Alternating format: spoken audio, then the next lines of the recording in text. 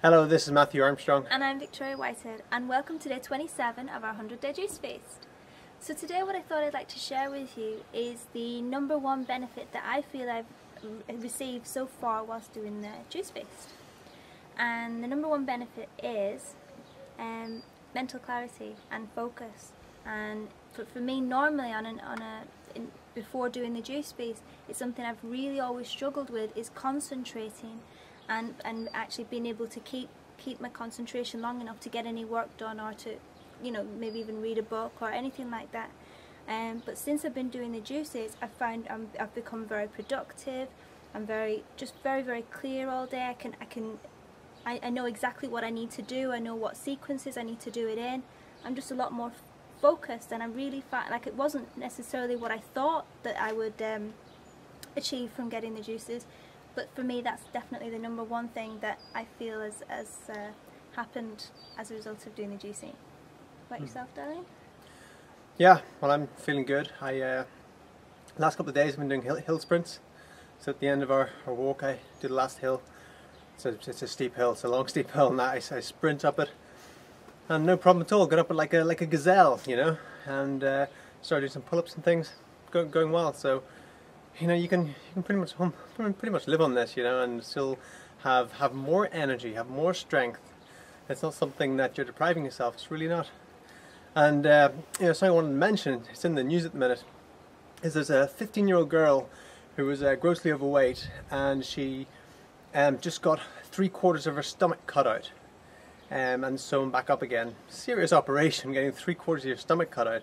That's a serious operation, because she was eating too much. And this is the insanity of the medical establishment, that all they think about is you go to them and they'll either cut you or they'll give you a drug. You know, kind of like going to a drug dealer on a street corner. You're either going to get your drugs and they might cut you as well. You know, not much difference there. But what's so crazy about it is they're just looking at this symptom. They're looking at this symptom of her stomachs growing that big, and they're thinking there's a problem with her stomach. They have to make her stomach smaller. You know, that is the insanity of the medical establishment, where they're so blinkered, and they're so compartmentalized. They don't see things holistically at all. It's just it's so over the top to do that. Like, her stomach's the problem. Of course it's not her stomach that's the problem. You know, it's all the crap she's eating. But then you got to go right back to the cause. Why is she eating all the crap? You know, what's her lifestyle like? Because that's like putting cutting half her stomach out, or 3/4 of her stomach out, is like putting you get a leaky tap, and you put a bucket under it. Okay, it's going to capture the water for a while, but it's not going to fix the leak. You know, with her, it's a leak in her throat where things are just leaking down the whole time, and she can't help it. Well, the truth is she can help it, but she doesn't have the strategies to help it. So something like, you know, this, people think you're extreme, you're doing 100-day on juices. This isn't extreme. This is a beautiful thing to do. Being extreme is getting your stomach cut out.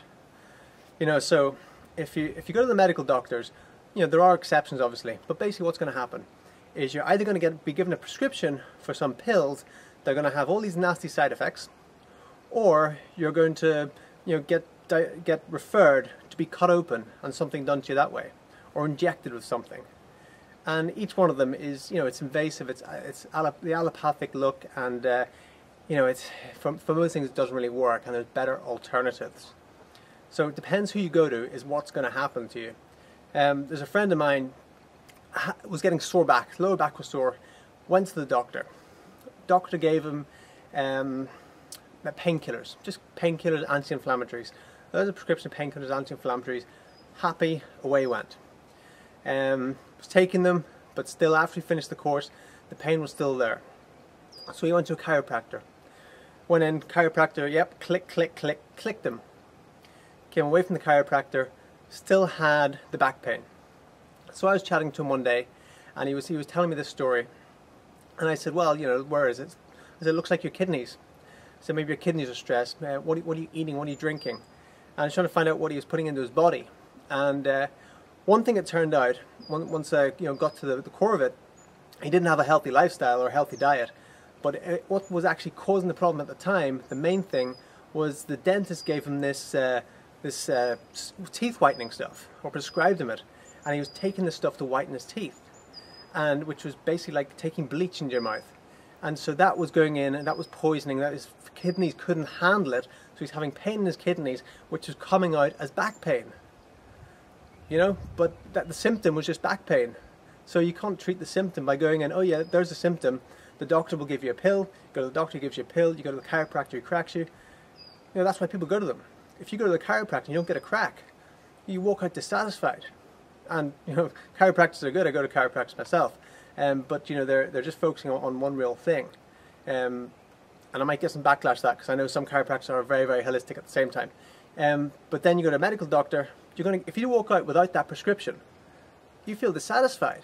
You think, why did I go there? If the doctor says, okay, what you need to do is, you know, eat more salads and take regular exercise, you're going to walk out and think that doctor's load of, you know, full of crap. But if you walk out with your prescription, yeah, I've got my prescription. You go to the chemist, you go to the pharmacy. It's like a kid, you know, getting money for sweets. You go there you go. There's the magic bullet. Ah, sorted. But it's not sorted. Okay, so I'm not going to rant on. It'll be a long video otherwise. But you know, those sort of things always get me when I see this poor girl, 15 years old, being totally raped by the medical establishment. That's the bottom line. Okay, let's see what's in the juice today. Check it out. Hey guys, meet Michael Cat. Thought I'd introduce you. Michael, this is everybody, Michael. Check him out. Coolest cat ever. Love you, boy. Okay, juicing. So what do we got today? We have courgettes. We have apples. We have a nice big organic lemon there. Look at all the pith in that. That's huge. Loads of it in there. We have celery.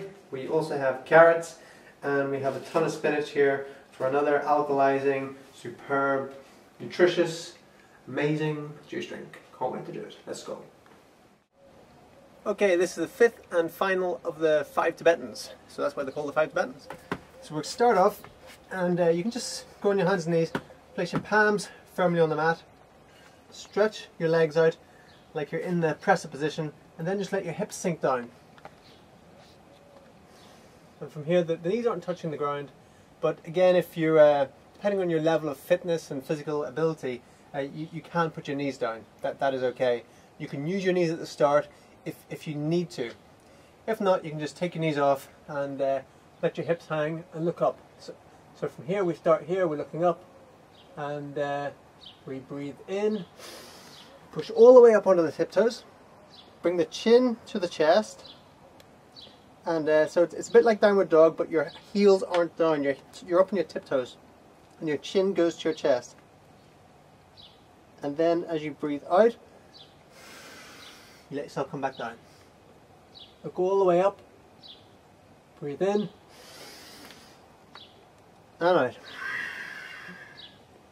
In, chin to chest, out, look all the way up. In, out. In, breathe out. Breathe in, breathe out. Breathe in, breathe out. Then when you finish, place your knees on the mat and come up nice and slowly. So again, if you're not that fit or strong at the minute, you can go on your knees and you can basically come up like this and then push up like this and up.